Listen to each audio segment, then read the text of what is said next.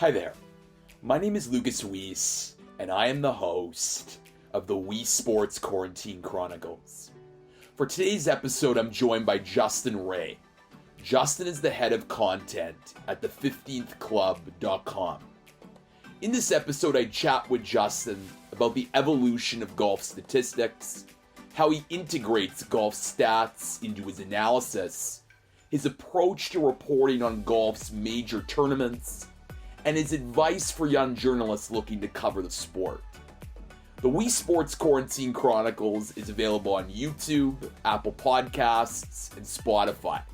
So make sure to like, rate, watch, and subscribe to all three of those channels.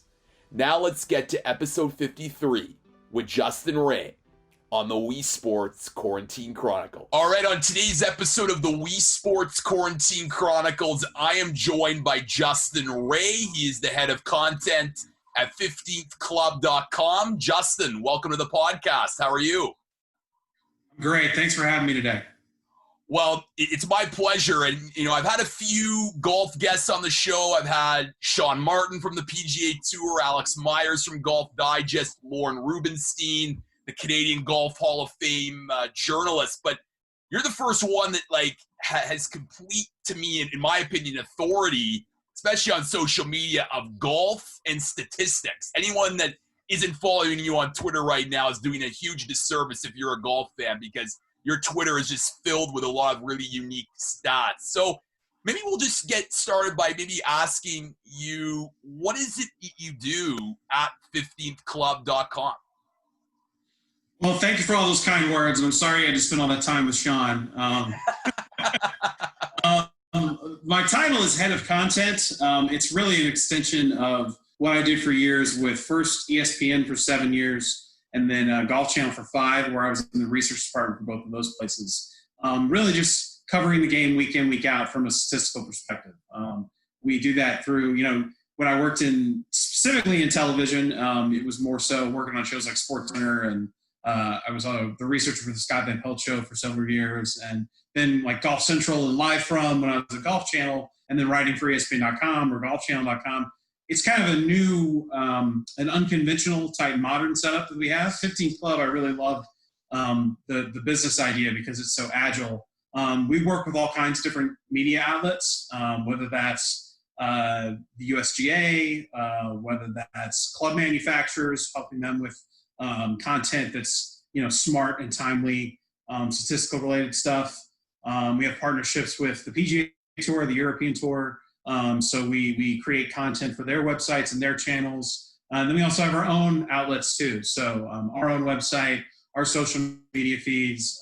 We just released our 3rd episode of a podcast we started. So we're now the 12 billionth golf podcast out there. So hopefully people in the media consuming universe can find some time for us too. But just trying to cover the game from every angle and creating as much smart, timely, storytelling, statistical content, trying to be the best in the sport at that. And that's really the goal every day when I come into my office here and start working. Well, it's amazing how the conversation surrounding golf statistics has changed, because when I first, started watching golf when I was, a little one back in the early 2000s, you would hear, driving distance, greens in regulation, and of course, who wins. But now, you have a lot of, media talking about strokes gained and scrambling and proximity to the hole. And I feel like if you have a solid understanding of the various golf statistics and how they apply to golfers, you can certainly occupy the media landscape in that way and really deliver something that golf fans really want a lot of, which is, knowledge and golf statistics. Yeah, I was kind of fortunate enough on the kind of in the spectrum of time to where I graduated college in 2007, and that's about when the PGA Tour started generating this ShotLink laser data, giving us all these different, just basically every statistic you can possibly conceive of. And we're still working with the tour now even to create new ones too, new metrics too. They're kind of like in the next generation of things. But golf was a little bit slower to the kind of statistical revolution in sports. The first sport you think of immediately, and I'm an all sports guy, is is baseball. And in the, I guess it was probably maybe the late 70s, early 80s, we started getting into more modern ways to evaluate baseball. It crept into basketball, I think, then, and then, eventually into, you see a lot of advanced metrics now in the NFL.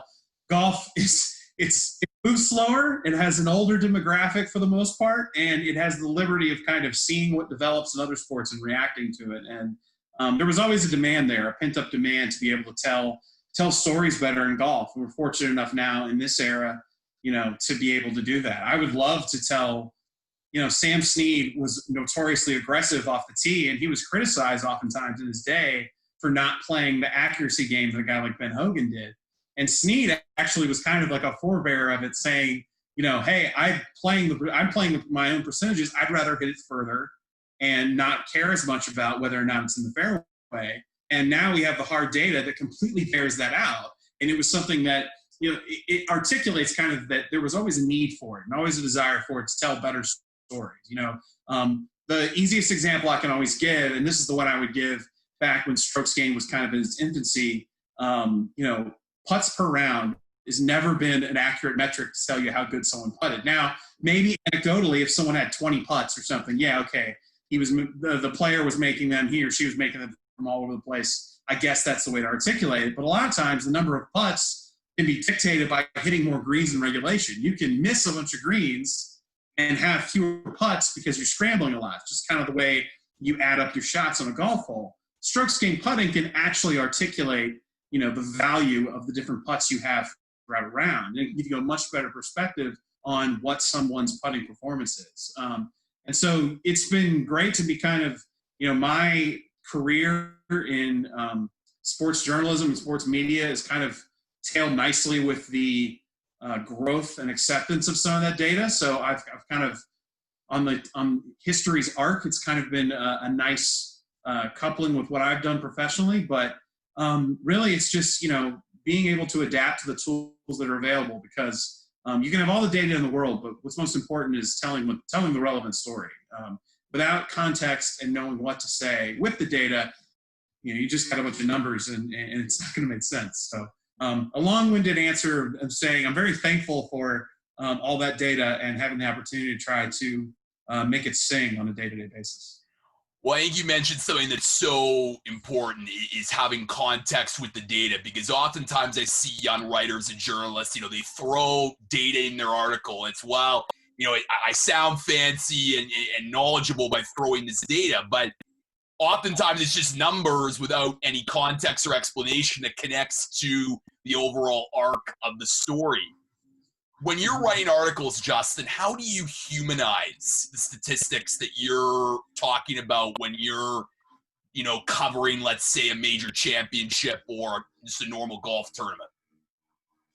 I think maybe the first reaction I have to that question is that it's always better to position a statistic in terms of ranking somebody than just a raw number. Like I could say he gained 2.42 strokes gain approach. I don't even know what that means. Like that's zeros and ones. It's binary code out in outer space. It doesn't have any meaning. But if you say he leads the field in strokes gained approach, or he's 70th of 72 players today in strokes gained putting, that has meaning. That gives you context. That tells the story like, okay, he's getting his tail kicked on the greens, and that's why he's, to shoot 2 over and finish 11th instead of win the tournament. I mean, that's the easy way to kind of articulate it, is that, anytime you can frame it within the context of the competition and a player's peers and who he's going up against, that's always much more important to me. Like, and it's not just, I will say this too, we don't have to always be married to super advanced data. I'll give you an example.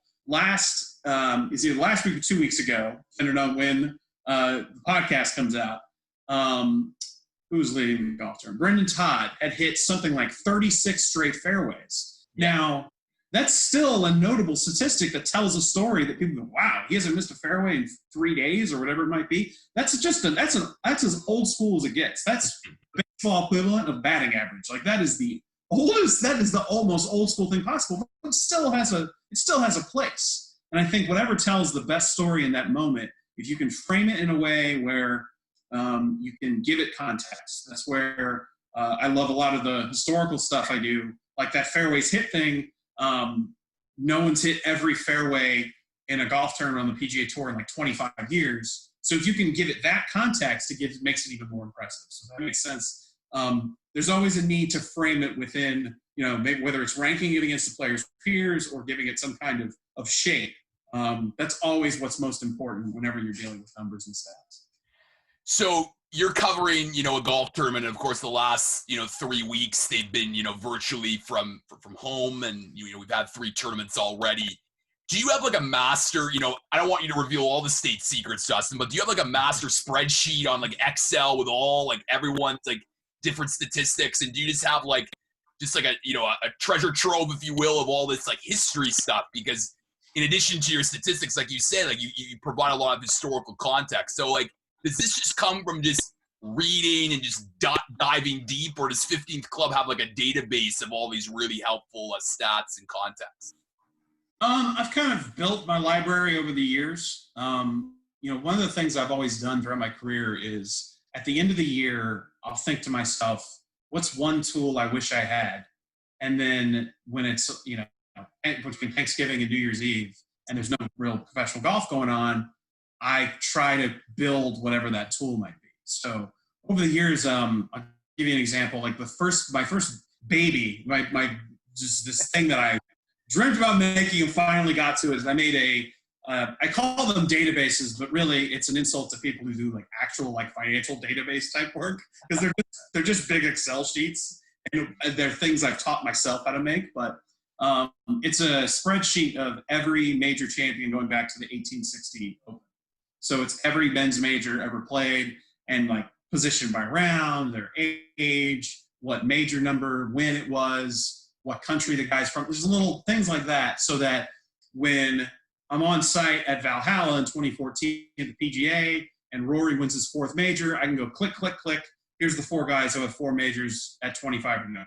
So you've got that tool in the toolbox. That's the way I kind of relate it. It's like, you don't go and buy $500 worth of tools all at once when you build your first thing that you're building, as a grown-up or whatever. You acquire it over time. That's kind of what I've done over the years. So another thing, an example of that, going back at the end of the year and making something, I think it was the end of 2016, I made a list of every top 10 finish in the majors all time. So it's a dedicated, 6-8 hours of going through and, going on leaderboards and entering in, like archive leaderboards and entering in all the info. And then I'm able to tell you when Sergio's contending at the Masters 4 months later, the guys with the most top 5s in majors without a win. And that's a graphic that can go up Saturday night on Golf Channel, as we're about to talk about Sergio finally breaking through and winning his first major. So that's the kind of way I look at it, is kind of building and acquiring things through the years. The PGA Tour does an unbelievable job of categorizing and sorting a bunch of advanced statistics too. And with joining 15th Club, I've been able to work with some guys who have really kind of unlocked another level of being able to sort some of the advanced data, which is really cool. So yeah, it's a combination of things. It's not, to be honest, almost everything that I have and use is publicly available. I mean, like I would say 99.99% is stuff you can find on the PGA Tour's website or on, like the British Open, like old media guides, stuff like that. So it's just, being able to know what you're looking for and being able to sort it quickly. And me being lucky enough to having done this for a little while, that I've been able to build up a nice reservoir of tools. You mentioned how, you graduate, from Missouri Journalism School in 2007, and that was sort of, at a time when social media was starting to become more prevalent in media coverage and, of course, statistics in sports. Did you get a lot of pushback when you were writing early on and about statistics in golf, and how did you overcome that as a journalist when, people were saying, oh, this is just stuff that I don't want to hear about. It's too complicated and it just doesn't add enough. I just want to hear about the winner and fun stories about, the people rather than the statistics. Yeah, it takes time. That's the way I'll say it, is that, I remember kind of having a meeting in the ESPN research department when the PGA Tour launched strokes gained. I think it either 2010 or maybe early 2011. And I was explaining like the value of it and why it was useful. And, I was a little mini seminar I put together, and like 2 or 3 people were really interested and thought it was great. And then 7 were like, this is dumb. I don't care. Like, this is too much work and everything. It just takes time. People need time to get used to it. And yeah, anytime you have something that's different that goes against the grain, you're going to have pushback. And look, you still get it now, years into it, when you work with like I work with Sky Sports directly a lot, the 15th Club. If you're an American sports fan, that's basically British ESPN. Hey, some of the hosts, like Nick Doherty, loves it. And he's a guy who just recently ended his professional playing career. He's super familiar with all the numbers. He likes the way I'm able to piece it together and tell a story. Whereas some of the older analysts, they've been doing this for longer than I've been alive. And, it's tougher to break through with them to get them used to the numbers. But, in time, when they see the value in it and you're able to have conversations, you don't look down on them, they don't look down on you, and you're able to work together and they see, okay, this does have value, this does have context, this can help tell the story. You can kind of chip away at that wall and break through, but you're always going to encounter, anytime you do something different, it's always going to be initially met with resistance. And honestly, if it's not met with a little bit of resistance, you're probably not trying hard enough. What if someone were to ask you, Justin, they say this, a golfer, is, high in the ranks in, the different strokes gain categories, but he's just not winning. Like, he's just not, and like, this is someone that's like, a good golfer, but just isn't winning. And you see that all the time on the PGA Tour where, you get these odd winners, and it's, of course, so difficult to win. But at the same time, like, there are guys that, again, are high in those different statistical categories, but just aren't, winning and it isn't generating those results. What do you say to that, just in terms of that weird statistical reality? The first thing I'd say, it's really hard to win a golf tournament. Tiger spoiled a lot of people who got introduced to the game by Tiger Woods. I always like to say Tiger's the only player in the history of golf with a win percentage. You win 7% of your golf tournaments in your career, you're one of the best players to ever walk the planet. Mm-hmm. And Tiger period where he was winning at like a 40% clip, which is Wilt Chamberlain, Babe Ruth, Secretary, the world stuff. It's really hard to win, and I think there are ways to, let's take a player like Tony Finau, who's gone 4 seasons now without a win. He is undoubtedly one of the 20 best players on the planet, has a zillion high finishes without a victory. All his metrics are really high. They keep getting better. I would say it's really just numbers and odds, and eventually it's going to crack and break through. I mean, it's just too many things add up to where, all right, maybe, you can feel like, oh, you can't just do it. Maybe on the back end of in Phoenix earlier this year, when Webb Simpson caught him, and Finau, had the lead coming down the stretch, and he missed a few key putts to where he couldn't win. But I would say that, those metrics that you're looking at, they're great predictors of what's to come. A guy like, since the restart, Bryson DeChambeau he's got 3 top 10s through the first 3 weeks. He has the best cumulative score to par of anybody in that span, best strokes gained off the tee, best greens in regulation. Like, I know he hasn't won yet, but he's playing maybe the best golf of anybody, most consistent since the restart. It's pointing towards it happening. And it's not like basketball or football or baseball, like one team wins, one team loses. In golf, one guy wins and 154 lose every week. It's just inherently much more difficult to get into the winner's circle. And those guys where the metrics are pointing to it, and maybe it hasn't happened yet, I'd say odds are it's going to happen and it's going to get there. It's just a matter of the stars all aligning, and you can be that one guy that week. And it's a matter of being patient, too, because golf's a long career. You can have a very long career in the game of golf, unlike, basketball, where, your numbers start to dip and Father Time starts to catch up with you in your early 30s. Whereas for many golfers, it's, your early 30s are the prime of your career. Like, you look at a guy like Rory, he hasn't won a major since 2014, and people are like, oh, up in arms about that. Well, it's a long career, and it's not a sprint. He's only 31. Yeah, right. Yeah. So even like Dustin Johnson last week, like, people were like, oh, he hasn't won since February. That's, too long for him. Has he dipped a bit? Well, again, you just got to be patient, and eventually, as you say, the stars align, and eventually allows you to get in the winner's circle. Yeah, Phil Mickelson didn't win his first major until he was 32 years old. And no one really, 16 years after the fact now, 18 years after the fact. No, he might have been 34 when he won. Either way, he was well beyond his 30th birthday when he finally broke through and won the Masters. And now, 2 decades on, we don't really talk about that much. So when you talk about a guy like Ricky Fowler and you see this unlimited potential and ability, and he's got some big wins all over the world. He's got tons of high finishes in majors, and he just hasn't won a major championship yet. I mean, Ricky's still younger than Phil was when Phil won his first major. So I think that a lot of those guys, too, are probably it's probably a little bit of cause and effect of watching guys like Jordan Spieth and Justin Thomas win prolifically at such a young age over the last 5-6 years. Like, that's not normal. That's not normal for those guys to be that prolific and win those big tournaments at that young age. I mean, when Spieth won the U.S. Open, he was the youngest 2-time major winner since Gene Sarazen, and that's a century ago. So I think that guys like that, the impatience with some players, I think, may be a little bit partially of a product of a couple of outliers within their era who kind of skew some people's perceptions.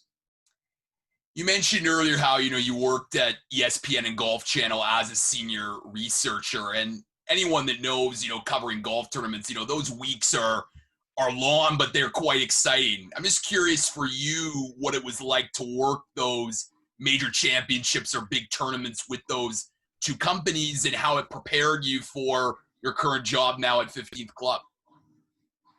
I would say maybe the first couple times I worked major championships for ESPN on the road, I really learned what a true day in production TV is. Like, you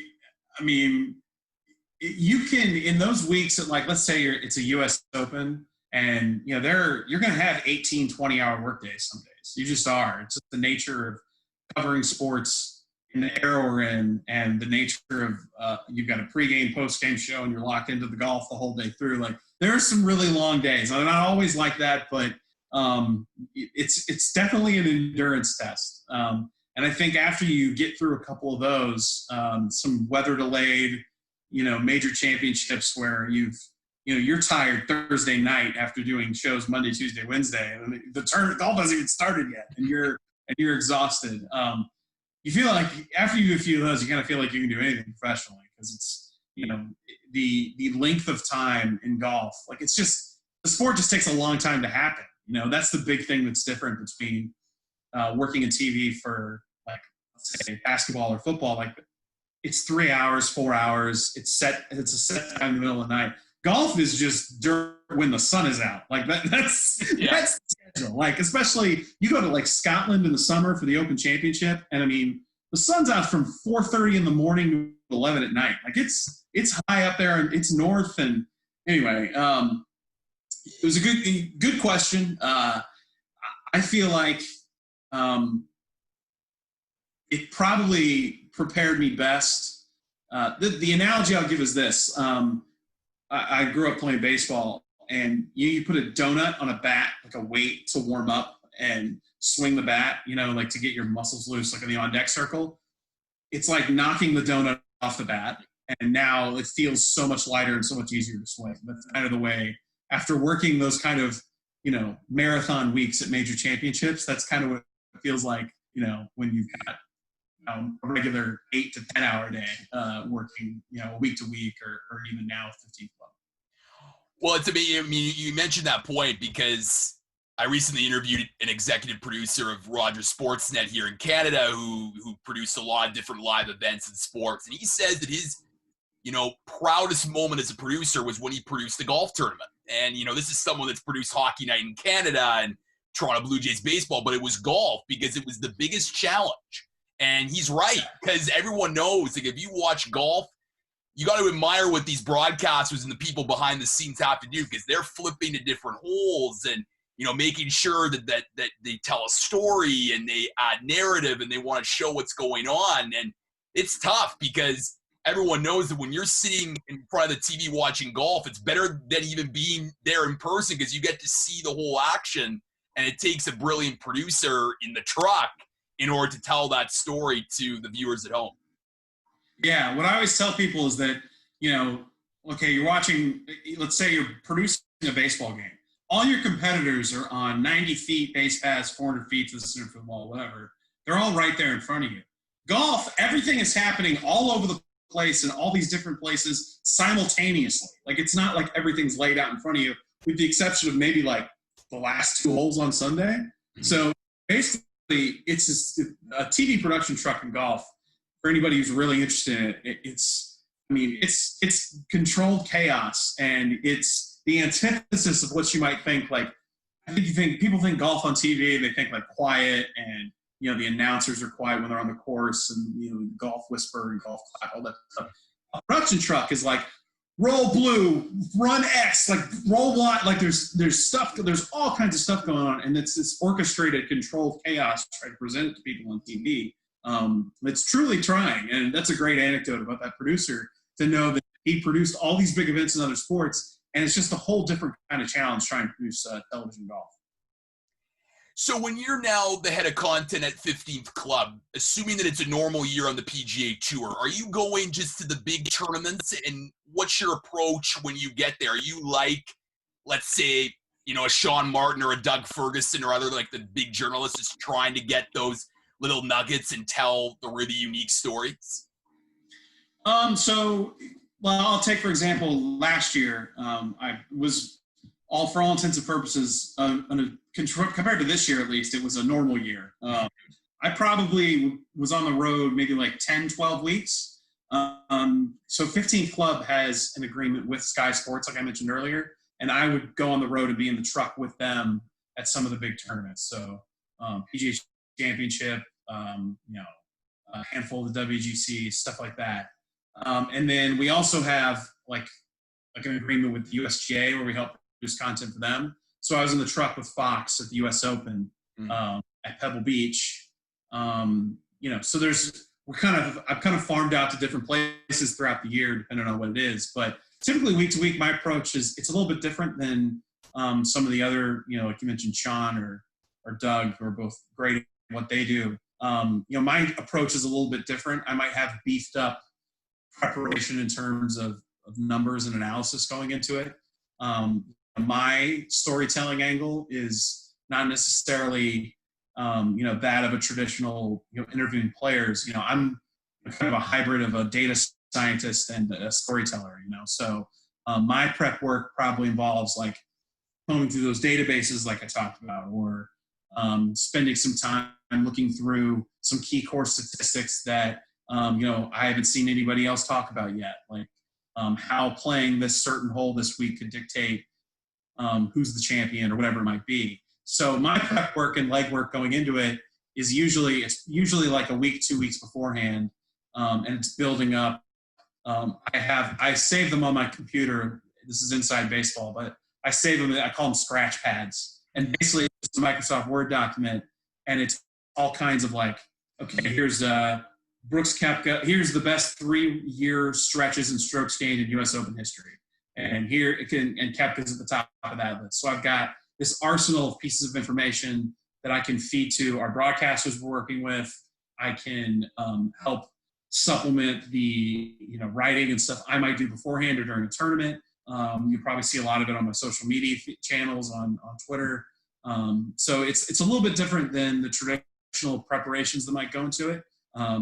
Doug or Sean are going to come through. They're going to talk to a lot more sources and comb through that things. My sources are primarily, what I can dig up numbers wise. I want to sort of end with something that, you mentioned earlier about, the 15th Club, because it's, so fascinating. And when you look at the website, it just shows how multi-platform it is. And, you mentioned how you have different clients and, you have, a podcast and you're creating content. So really, in essence, capturing that multi-platform nature. Do you think that this is a model that can be replicated for other sports going forward in the future of sports media? I think it could be. One of the great things, I think I mentioned this word earlier, that really attracts attracted me to 15th Club is the agility of the company. Being able to have your hand, like, this isn't to speak ill of working in television, because I absolutely love working in TV, and I still directly work with television companies doing production for golf broadcasts. But the traditional setup of like the economics of how a TV network operates, you're kind of tied into fates that you can't control, if that makes sense. So like Fox was doing all kinds of great innovative stuff with the US Open broadcast, but things like COVID and maybe business reorganization or whatever it might be, stuff that has nothing to do with the golf itself, causes, you know, a ripple effect throughout the business that impacts those production folks like me in the truck or whoever it might be. 15 Club is able to, I love the way that we're able to move around in all these different facets. So like the player consultancy side is a really big thing. Like probably the most famous thing that 15 Club's done, and I'm sorry for all your American viewers and listeners, was help the European team at the Ryder Cup a couple of times, especially in France, where course setup played a big role there. We worked in other team events too. So there's that side of it. There's the ability to kind of bounce around 2 different media companies and fill whatever needs they have. To answer your question, I'm just reiterating all this different stuff we do. I think it can fit. Golf is kind of unique in that it's so spread out all over the place in terms of where to find it, depending on the week. If you're in the United States, some weeks it's on one network, it's on another network, it's on a network early in the day, then moves to a different network later in the day. It's kind of all over the place. And maybe that's not as much so the case with other sports, but 15 Club, I felt, could perfectly kind of take this new kind of era of consumption of media, and we could move around and fit into a lot of different places. So to try and answer your question better than I have been rambling here, I think that, I think it could work in other sports. I applaud the vision that Blake Worcester, our CEO, has had with 15th Club and what he's done on the soccer. I could say soccer on a Canadian-U.S. broadcast, football when I talk to my friends in London. But he's done with the football side of the business, the 21st Club as well. I think it could work for other sports. The 21st Club is a great example of it because, you know, they're kind of the father company of the golf sector, 15th Club. But yeah, it's a great question. I think it can work in other places, and I'd be interested to see if hopefully we're successful enough to blaze a trail for others. So that'd be a nice ripple effect down the road. And finally, you know, Justin, and I'll say this: many of my listeners are Canadian, so they're honorary European. So you don't need to worry about you don't need to worry about, you know, lauding Team Europe and their recent Ryder Cup success. But you know, for younger journalists and younger writers who, you know, are trying to get into this industry, which of course is definitely difficult, how important do you think having, you know, statistical knowledge is, and being able to just, you know, even if you are interested in, you know, maybe gaining more advanced knowledge of the data so that you can really, like you certainly on social media, being able to integrate statistics into your storytelling? Well, I can speak from my experiences that I went to journalism school. I didn't have, this wasn't my plan 15 years ago. You know, when I went to University of Missouri, I wanted to be Dan Patrick reading highlights on SportsCenter. And I'll say that this is a very difficult business to get into. And as you grow into it, you just got to seize what opportunities come your way. And whether that's, you know, thinking, okay, if I'm more statistically inclined, that's a way for me to get an avenue into this business. That's one way you can do it. If you find other niches to get into the industry, whether you're particularly, you know, bright and smart in terms of knowing how to use social media to your advantage, that could be a way to do it now. You know, if you think you're a really good investigative reporter or a feature writer and you think you have got some kind of innovative way to make your lane that way, I would just encourage any young person wanting to get in the industry is to not always be married to what you're going to do. Media is constantly changing. When I was in school, it looked really different. Like I picked up a New York Times on the University of Missouri campus, like a paper New York Times newsprint. That was 15 years ago. Who knows what it's going to look like 15 years from now? It's going to keep, the only consistent thing in this industry is change. So be willing to evolve within, whatever opportunities present yourself. Don't compromise who you are, but be willing to evolve and change and grow, and not be stagnant in some kind of concrete vision you may have for what you want to do. Justin Ray, he is the head of content at the15thclub.com. Justin, thanks so much for coming on to chat golf on the Weesports Quarantine Chronicles. Thanks for having me. I really appreciate it.